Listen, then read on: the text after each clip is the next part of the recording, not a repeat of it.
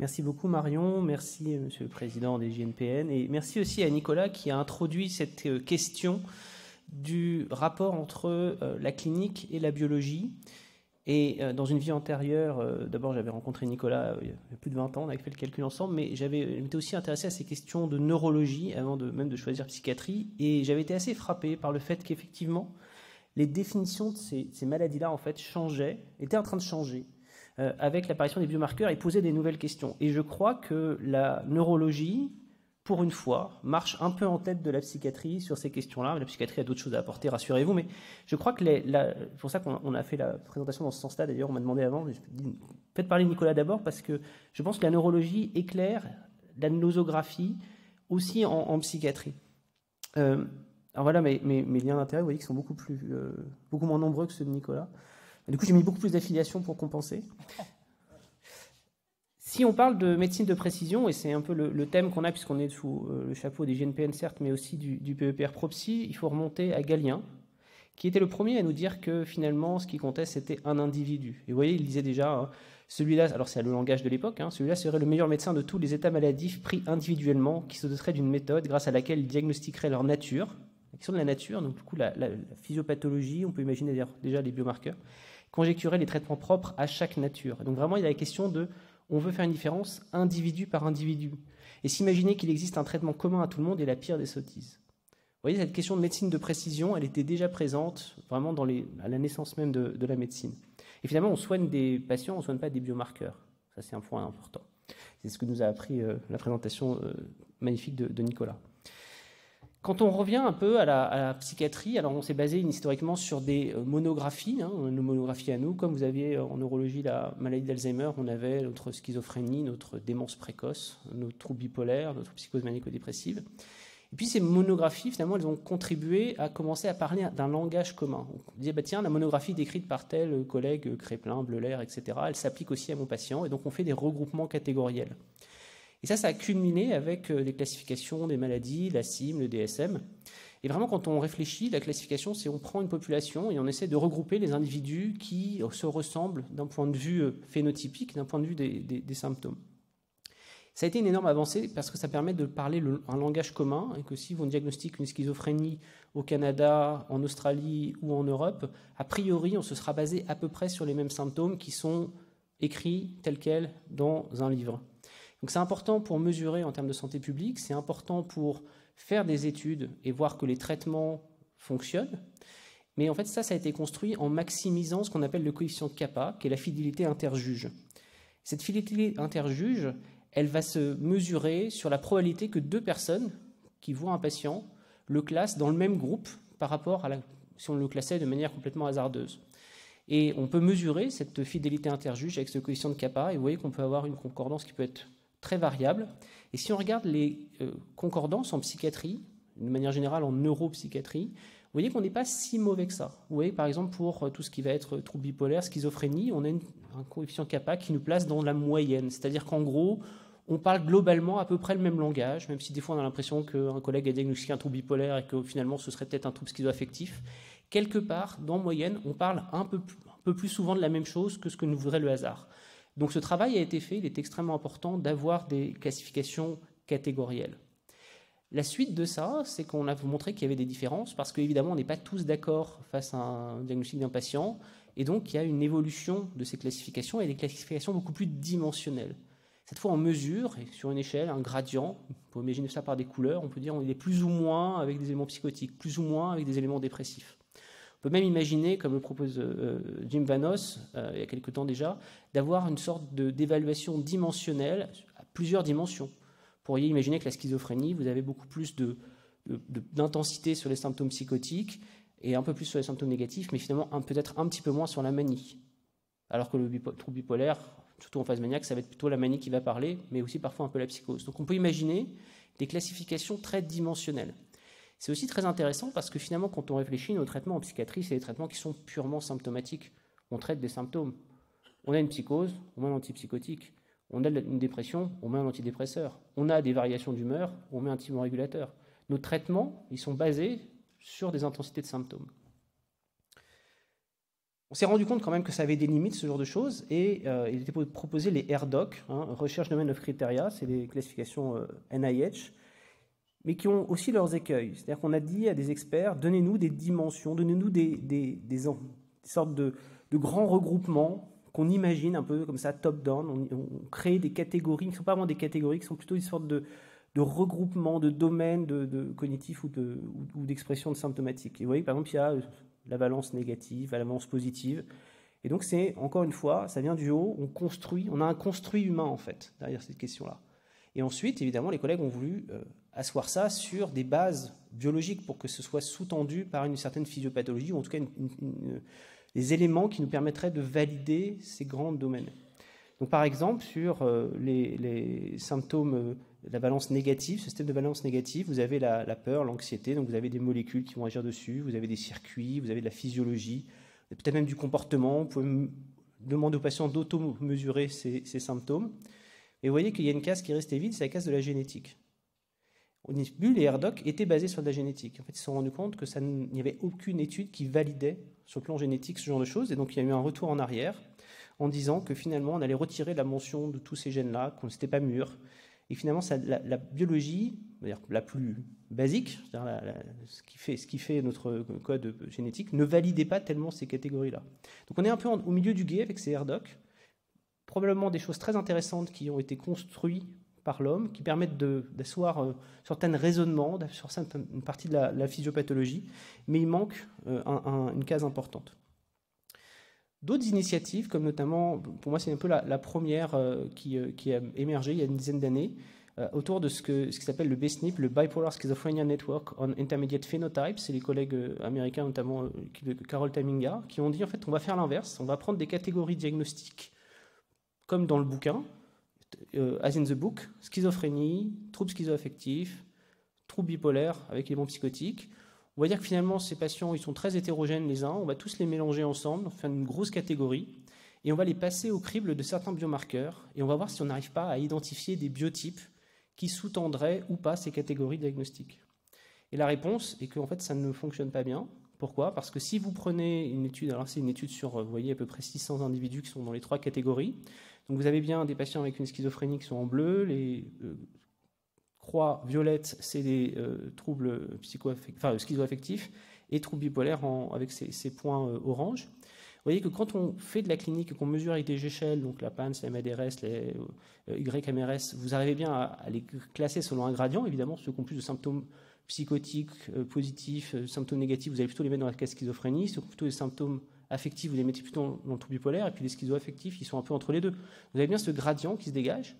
Par contre, quand on prend des biomarqueurs, et là, ils avaient pris des batteries cognitives, des saccades oculaires, des EEG, il y avait absolument vous voyez qu'il n'y a pas un groupe qui explique un diagnostic. Finalement, les biotypes ne recouvrent pas du tout les catégories diagnostiques. Donc, quand on laisse parler les données, qu'on fait des analyses en clusters, les clusters biologiques basés sur ces marqueurs-là ne recoupent pas du tout nos catégories diagnostiques. Donc, finalement, qu'est-ce qui reste de ces catégories diagnostiques par rapport aux biotypes ? J'ai réussi à tenir jusque-là sans parler de génétique, mais je ne peux pas m'empêcher de vous en parler, parce que la génétique aussi, elle nous démontre qu'il y a un continuum sur le plan du risque, sur le plan de la physiopathologie entre toutes ces maladies. Je vous ai fait une diapo un petit peu condensée pour que vous puissiez voir, mais on pourrait aussi intégrer les maladies neurologiques dans cette diapositive-là. Et en fait, quand on prend les polymorphismes, des variants fréquents, en fait, il y a énormément de facteurs génétiques partagés entre un grand nombre de nos maladies psychiatriques. Si vous prenez par exemple le trouble bipolaire a énormément de liens génétiques avec, par exemple, la dépression. Ça ne nous étonnera pas, puisqu'on sait que c'est une partie affective. Mais le trouble bipolaire a aussi beaucoup de liens génétiquement avec la schizophrénie. Donc, quelque part, il y a une espèce de continuum entre les pathologies psychiatriques qui sont sous-tendues par un certain type de variants, qui sont les polymorphismes, qui sont communs. Maintenant, prenons un exemple d'une maladie rare. On pourrait dire ça, c'est très général, c'est des polymorphismes, des variants qui sont un peu partagés à travers les maladies, mais qu'est-ce qui se passe si on prend une maladie rare bien identifiée, une délétion d'un chromosome, qui est un exemple emblématique, la délétion du chromosome 22 sur la région 1, sous-région 1. Donc c'est 22q11, comme on va dire pour simplifier, mais cette délétion-là, elle emporte un bout du chromosome 22, une quarantaine de gènes, et on sait qu'elle va s'exprimer avec différents symptômes au cours de la vie. Vous voyez que ces enfants qui souffrent de cette délétion, ils ont de l'anxiété, de l'hyperactivité, des traits autistiques. Déjà, ils ont une combinaison de plusieurs symptômes, de plusieurs troubles. Et puis quand on les suit au cours du temps, vous voyez à l'adolescence d'autres phénomènes qui apparaissent avec l'apparition de dépression, voire d'émergence de schizophrénie pour à peu près un tiers d'entre eux. Donc c'est-à-dire que la maladie rare, qui est pourtant extrêmement bien caractérisée, à peu près tout le monde a à peu près la même délétion, pas tout à fait, mais c'est à peu près la même délétion pour un grand nombre d'individus, même quand on va descendre à l'échelle de cette maladie rare-là, les symptômes vont être extrêmement hétérogènes d'une personne à l'autre.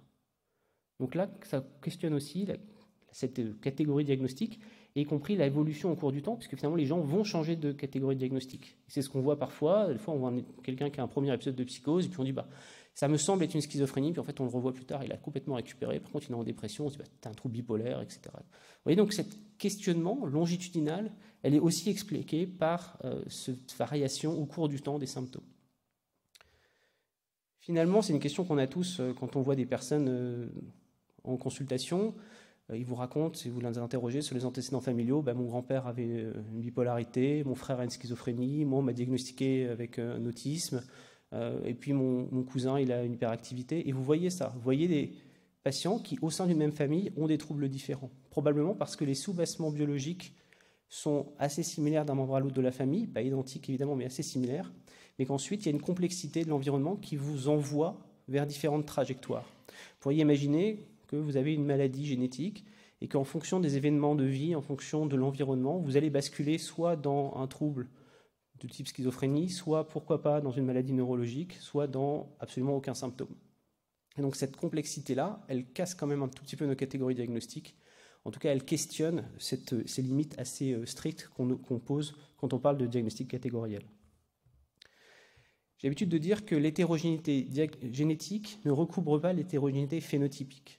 Il faut imaginer, ça on le sait, que tous nos troubles dont on parle ont des origines diverses et que finalement 2 patients avec une schizophrénie n'ont probablement pas le même sous-bassement génétique. Mais par contre, il y a des patients qui ont un sous-bassement génétique commun et qui vont soit avoir une schizophrénie, soit un trouble bipolaire. Donc vous voyez la complexité et l'interface qu'il va y avoir entre toutes ces maladies du cerveau, également avec l'épilepsie, un gène qui peut favoriser l'apparition d'autisme, souvent donne aussi de l'épilepsie, ou une déficience intellectuelle, ou un trouble des apprentissages, voire une schizophrénie.